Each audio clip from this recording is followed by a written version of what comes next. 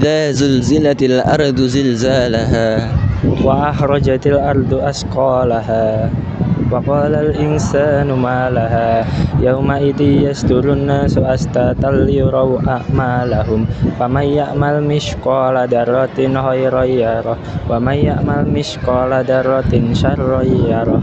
Alhamdulillah. إلى في قريش إلا فيهم رحلة الشتاء والصيف فليعبدوا رب هذا البيت الذي أطعمهم من جوع وآمنهم من خوف.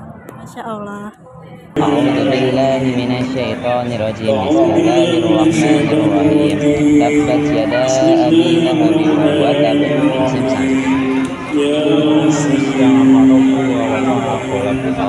Kurang tepat bahasa ya. Enggak apa-apa. Fadzalikal ladzi yad'ul yatim wala yahuddu ala ta'amil miskin wa wailul lil musallin alladzina hum an salatihim sahun alladzina hum yura'una wa yamna'unal ma'un. A'udzubillahi minasyaitonir rajim. Bismillahirrahmanirrahim. Wa ra'aitan nasa yadkhuluna fi dinillahi afwaja. Fasabbih bihamdi rabbika wastaghfir innahu kana tawwaba. Terus kalau boleh minta pendapat sama Mas, menghafal Al-Quran itu penting apa enggak sih Mas? Menghafal Al-Quran itu penting karena Al-Quran itu adalah pedoman di kehidupan kita. Terima kasih Mas. Menurut adik menghafal Al-Quran itu penting nggak? Penting banget Kak. Alasannya apa? Karena kita itu hidup kalau nggak menghafal Al-Quran itu percuma. Ini saya tanya juga ya Mas tentang pendapat tentang Al-Quran. Mungkin pendapat tentang Masnya tentang anak muda sekarang yang menghafalkan Al-Quran itu apa sih pandangan Masnya? Ya menurut saya harus banget sih karena sekarang itu lagi gencar-gencarnya itu kan globalisasi dan liar gitu kebanyakan anak muda sekarang, jadi harus banget ada pedoman buat kayak mengawal Al-Quran gitu. Menurut kakak menghafal Al-Quran itu penting nggak ya kak? Penting. Alasannya? Karena untuk bekal kita di kehidupan sehari-hari, terus bekal keimanan kita menuju ke akhirat. Menghafal Al-Quran itu penting atau tidak nggih Pak? Untuk umat Islam sebenarnya itu adalah wajib sih ya, karena nanti kedepannya adalah dapat manfaatnya ketika kita sudah meninggal nanti, dapat di alam kubur nanti ya dapat cahayanya, dan nanti bangunnya nanti cahaya lagi, dan ketika di yaumul akhir juga dapat manfaatnya lebih dari itu, biar lebih banyak lagi. Menurut Ibu menghafal Al-Quran itu penting nggak Bu? Berserta alasannya kenapa penting, kenapa tidak? Penting sekali ya Mbak. Yang pertama kan memang untuk hafalan surat memang untuk sholat ya yang pertama. Kemudian yang kedua memang kita sebagai umat muslim kan memang harus wajib memahami, paling tidak memahami, kalau bisa sih dihafal agar untuk jadi pedoman kita selama hidup. Tuh. Untuk pertanyaan pertama, pandangan Bapak tentang menghafal Al-Quran itu bagaimana? Apakah penting atau tidak? Mohon penjelasannya dari Bapak.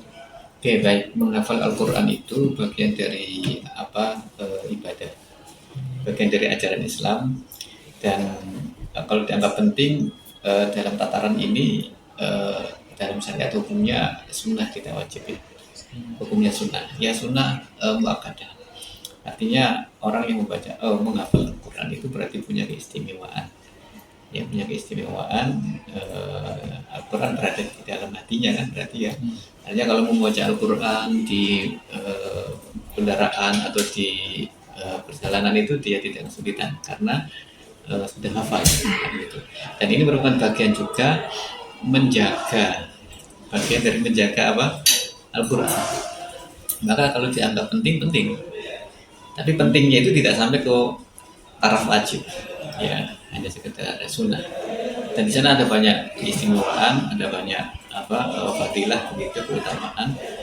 Salah satunya adalah nanti orang yang hafal Al-Quran itu di akhirat bisa memberikan syafaat ya kepada keluarganya atau kepada orang yang ingin dikenakinya. Nah itu. Dari sisi menghafal, kekuatan ilmu dan lain sebagainya itu juga termasuk kelebihan orang yang menghafal Al-Quran. Itu melatih kecerdasan pikiran otak ya. Tapi menghafal itu juga memang harus disertai dengan berpikir kritis. Tidak hanya menghafal, tapi juga berpikir kritis, itu juga harus seimbang. Oke, sudah cukup. Ya. Kemudian pertanyaan yang nomor 2, Pak. Bagaimana hubungan antara hafalan Al-Quran dan pengamalannya dalam kehidupan sehari-hari? Menghafal Al-Quran itu merupakan kerja kognitif atau otak atau memori ya, menghafal. Sementara amaliyah atau mengamalkan Al-Quran, implementasinya itu adalah perilaku. Tapi ini harus dijembatani, ada bridgingnya. Orang menghafal Al-Quran untuk bisa mengimplementasikan itu kan harus paham dulu, memahami Al-Quran kan, memahami isi kandungan Al-Quran. Artinya dalam taraf memahami ini berarti membutuhkan penguasaan ilmu bahasa, ya kan, tafsir untuk bisa memahami maksud Al-Quran yang tepat gitu. Kemudian juga kajian karena Al-Quran itu kan luas ya ilmu yang terkandung di dalamnya. Jadi multidisipliner kira-kira begitu. Ada terkait dengan penciptaan alam semesta, yang terkait dengan pengamalannya, implementasi nilai-nilai Al-Quran itu kan terkait dengan etika, etisnya, atau terkait dengan hukum syariatnya itu. Ya. Al-Quran mengatakan misalkan wa'anfiqu amwalakum gitu kan, itu kan berarti mendorong untuk berinfak. Bagaimana orang yang hafal Al-Quran belum bisa mengamalkan nilai sedekah infak di dalam kehidupan sehari-hari, nah, gitu. Nah di sini untuk bisa mengimplementasikan ini kan berarti harus memahami dulu ya. Artinya kalau tidak bisa memahami tentu mungkin bisa mengimplementasikan kan. Ya, setelah memahami baru kemudian implementasi.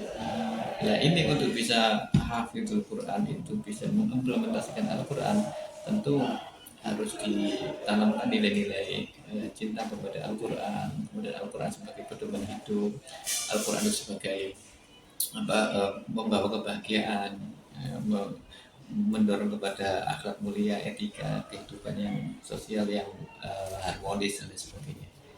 Dengan nilai-nilai yang positif itu kemudian dan muncul motivasi untuk menanamkan nilai-nilai Al-Quran. Ya, kecintaan itu dulu ya, kecintaan terhadap Al-Quran. Jadi tidak hanya diwujudkan dalam menghafalkan, tapi juga memahami dan mengamalkan. Ya memang sulit, tapi itu kalau bisa dilakukan sebuah pencapaian yang luar biasa. Gitu. Terus kemudian pertanyaan yang nomor 3, Pak. Apakah di era modern ini mempengaruhi minat menghafal Al-Quran? Apakah era modern ini mempengaruhi minat menghafal Al-Quran? Iya, dengan adanya teknologi misalnya seperti laptop atau HP atau semacamnya seperti itu. Kalau dibilang mempengaruhi, tentu mempengaruhi ya. Bahkan tidak hanya teknologi, mungkin pola pikir dan juga gaya hidup masyarakat modern juga mempengaruhi orang menghafal Al-Quran. Mungkin ada yang berpandangan bahwasanya menghafal Al-Quran itu kan menghafal ya memori gitu kan. Ada beberapa menghafal itu apa manfaatnya kan begitu ya. Itu kalau dalam taraf teori pendidikan itu kan menghafal kan bagian yang paling bawah. Setelah menghafal baru memahami kan. Setelah memahami kemudian mempraktekkan, kemudian kreativitas kan gitu ya. Itu kan tataran pendidikan. Dari situ kemudian orang underestimate menghafalkan. Nah, penting itu memahami dan mengamalkan, ada juga yang berpendapat seperti itu. Artinya pola pikir seperti ini juga bisa mempengaruhi orang menghafal. Ya kan?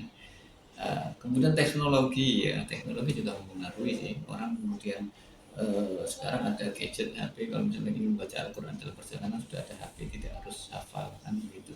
Ya. Tapi mempengaruhi ini saya kira di antara keuntungan masa pembusuhan Indonesia ada banyak pesantren yang di situ fokus ke tahfidzul Quran. Ya kan? Jadi ini yang kemudian mendorong masyarakat Muslim itu tetap berusaha menghafal Al-Quran. Dan kecintaan umat Islam di Indonesia terhadap Al-Quran juga masih masuk dibilang tinggi, ya. Ya, ya contohnya itu misalkan di televisi ada lomba hafid cilik itu kan, ya berarti kan ada rasa kecintaan ya terhadap Al-Quran dan sebagainya. Jadi ada lomba MTQ nasional, provinsi dan seterusnya, ini kan berarti mencerminkan Al-Quran di lingkungan atau di masyarakat Indonesia ini masih penting, sehingga diadakan event-event semacam itu. Lah pengaruh teknologi ya memang pengaruh. Saya kira tidak hanya kehafalan Quran, dalam memahami, dalam belajar agama juga ada pengaruh teknologi juga. Dan pengaruhnya positif atau negatif kan itu tergantung nanti penggunanya. Jadi kalau orang yang menghafal Al-Quran dengan teknologi itu ada pengaruh positif dan negatif. Pengaruh positif juga ada. Jadi orang merojaah sekarang tidak harus membawa Al-Quran kan, pakai teknologi itu juga sudah bisa. Gitu. Kemudian ingin memahami Al-Quran itu juga pakai gadget juga semakin aksesibilitasnya semakin tinggi. Jadi sebenarnya teknologi sangat membantu ya terhadap penguasaan hafalan Quran, kemudian mengamalkan atau memahami Al-Quran itu sendiri. Tapi pengaruh buruknya juga ada karena di situ ada hal yang buruk juga.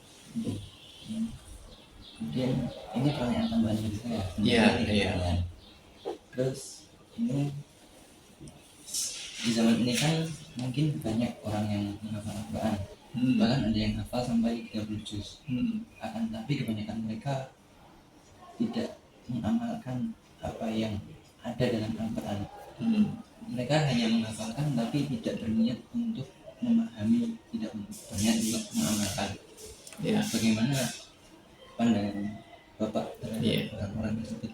Kalau tidak mengamalkan sama sekali tidak juga. Masa mereka tidak sholat? Masa mereka tidak puasa? Kan mereka di Al-Quran dan di Al-Quran kan. Masa mereka tidak kemudian menghormati pada guru? Itu kan di Al-Quran ada. Masa mereka tidak hormat pada orang tua? Kan hormat juga kan. Artinya mereka mengamalkan nilai-nilai Al-Quran. Cuman itu tadi amalnya itu kan ada yang sifatnya wajib, ada yang sifatnya sunnah. Ya kalau dalam nilai Al-Quran yang gitu. Mungkin barangkali yang sifatnya sunnah barangkali yang dimaksud kurang mengamalkan. Ya.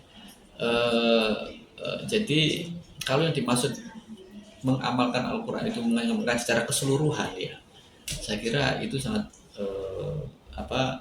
sedikit juga. Tapi bagian-bagian yang dianggap kewajiban diamalkan itu mereka mengamalkan. Misalkan juga misalkan tentang sedekah, tentang puasa, tentang sholat, tentang etika, moral, berbuat adil, ya kan. Kemudian misalkan menjaga Al-Quran sendiri itu kan juga tantangan ya. Orang menghafal Al-Quran kan harus menjaga Al-Quran, murojaah, terus dan seterusnya, ini kan. Itu juga sebagai nilai Al-Quran juga, jangan dilupakan itu.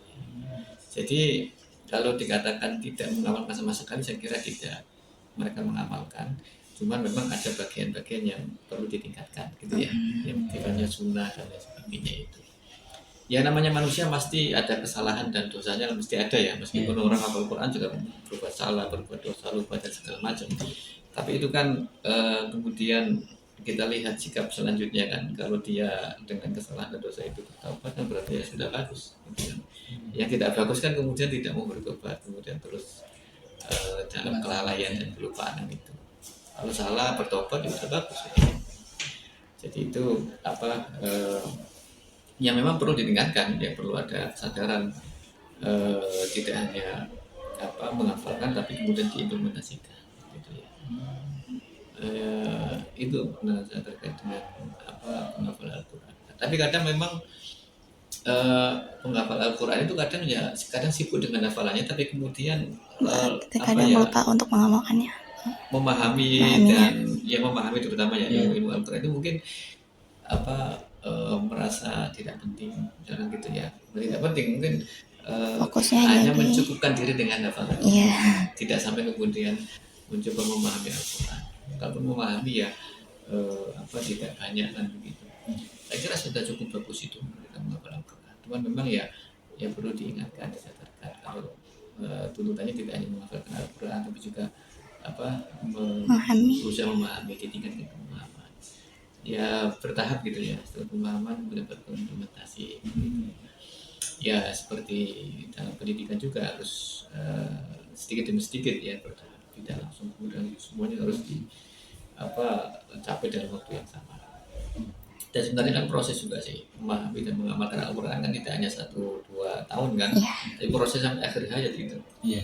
Ya kan, artinya proses itu apa yang kita lihat sekarang tidak baik itu ya jangan dilihat selamanya tidak baik, ya kan, itu mungkin berpotensi baik juga kan, tahun depan bisa menjadi lebih baik, tahun depan belum bisa, mungkin tahun depannya lagi mungkin bisa lebih baik kan gitu. Di proses ini yang perlu dipahami, sehingga kalaupun kita melihat sekarang ada hasil Quran yang tidak baik, kemudian jangan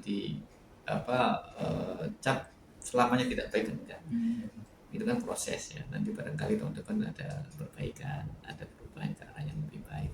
Nah, itu harapan-harapan seperti itu harus ada gitu, sehingga tidak muncul pesimis dan underestimate ya terhadap situasi yang mungkin belum ideal saat ini. Sudah.